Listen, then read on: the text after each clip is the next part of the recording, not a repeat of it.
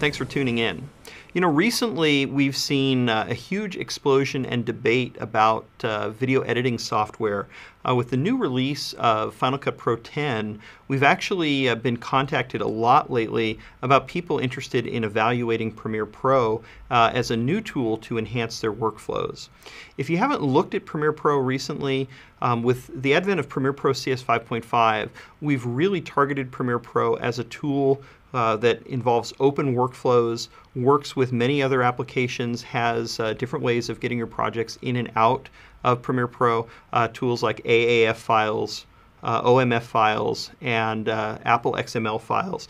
We have many different ways of taking projects in and out of Premiere Pro.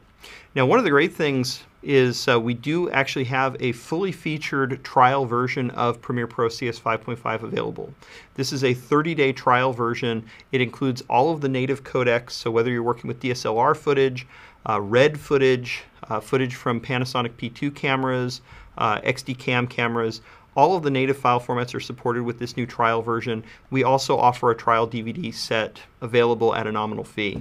Now, if you're doing the switchover, we actually have a set of videos. This is something that we put together back when Premiere Pro CS5 was launched. But all the information in these videos is still very relevant for somebody going through and making the switchover from Final Cut Pro to Premiere Pro. I'm on camera in these along with Kevin Monahan. Kevin Monahan is an Adobe employee now, but in a past life he was a Final Cut Pro trainer and helped found one of the early West Coast Final Cut Pro user groups here in San Francisco.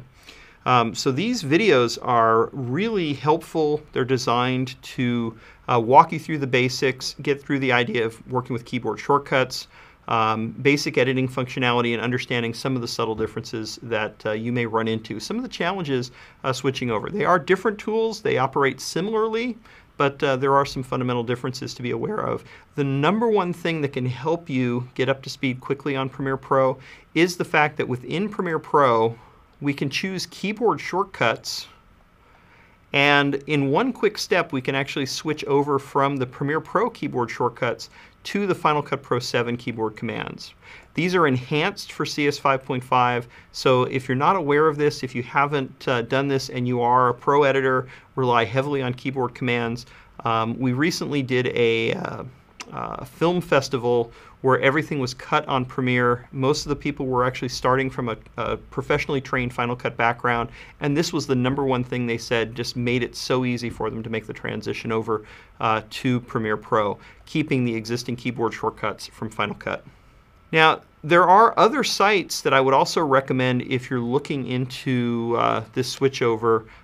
You know, don't just take our word for it. There are a lot of third-party places out there. Rich Harrington's blog is a good resource for finding information. Rich is a longtime Final Cut user who also uses Premiere Pro. He's got a great book on using Premiere Pro and learning Premiere Pro from an experienced editing background. Vincent LaFerre is actually working on the idea of adding Premiere Pro and Production Premium to his existing Final Cut Pro 7 workflows, and he's taking advantage of the fact that the XML interchange format allows for round tripping between Premiere and Final Cut. It's a great way to kind of share assets and move back and forth between the two. Another resource I would also recommend, there's a gentleman who works for Adobe named Todd Capriva. Todd has a blog site called Premiere Pro Work Area. And this, again, if you're looking for technical answers to questions, if you want to find out the latest, Todd always has really good links on his blog site. Now, if you'd just like to find out more about Adobe's vision for our Pro Video tools, we are trying to be very open and honest with customers and kind of give them an idea as to where we're headed with our Pro Video tools. We've always been committed to making professional level applications, whether that's for design, web, or video. And Jim Gerard, our Vice President and General Manager, recently put together a video talking about the shifts in the industry today and talking about some of where we're headed and what our main areas of focus in the Pro apps are.